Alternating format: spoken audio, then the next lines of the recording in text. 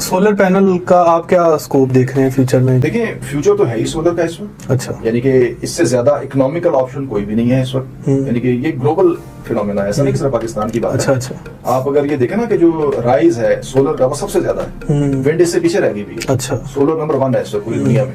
अच्छा। अभी आपने शायद सुना हो इलॉन मस्क जो है यूएस का सबसे बड़ा जो उनका रिचेस्ट पर्सन है, तो उसका एक इंटरव्यू था जिसमें उसने कहा कि भाई हमें यूएस में सिर्फ 11 माइल बाई 11 माइल के एरिया में अगर हम सोलर इंस्टॉलेशन कर दें तो इससे हम पूरे यूएस की एनर्जी नीड्स पूरी कर सकते हैं। तो पाकिस्तान में तो वो थर है, वो थर का डेजर्ट, इस तरह के बहुत जबरदस्त एरियाज हैं वहाँ। सोलर का सिर्फ एक इशू है कि सोलर डे टाइम की प्रोडक्शन है, यानी कि सोलर से जनरेशन, अच्छा जैसे आजकल यहाँ पे स्मोक का मौसम है, इसमें जनरेशन बहुत ड्रॉप हुई हुई है, तो ये इश्यूज है। लेकिन ये पंजाब का मसला है। आपके पास बलोचिस्तान है या आपके जो डेजर्ट एरियाज है वहाँ पे तो स्मोक नहीं है, तो बेसिकली वही ज्यादा पोटेंशियल रखते हैं सोलर की इंस्टॉलेशन के हवाले से। लेकिन स्टिल ये डे टाइम का है, इसके साथ आपको लाजमी तौर पे कोई दूसरा ऐसा सपोर्ट में सिस्टम चाहिए जो कि नाइट में भी, यानी कि वो टाइम जैसे सोलर ऑफ होता है। लेकिन वो काफी एक्सपेंसिव हो जाता है ना वो बैटरीज वाला सिस्टम।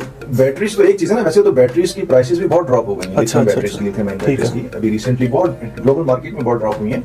लेकिन सोलर के साथ पैरेलल में सिर्फ विंड भी है और भी पावर के सॉल्यूशंस हैं, जिनमें न्यूक्लियर भी एक सॉल्यूशन है।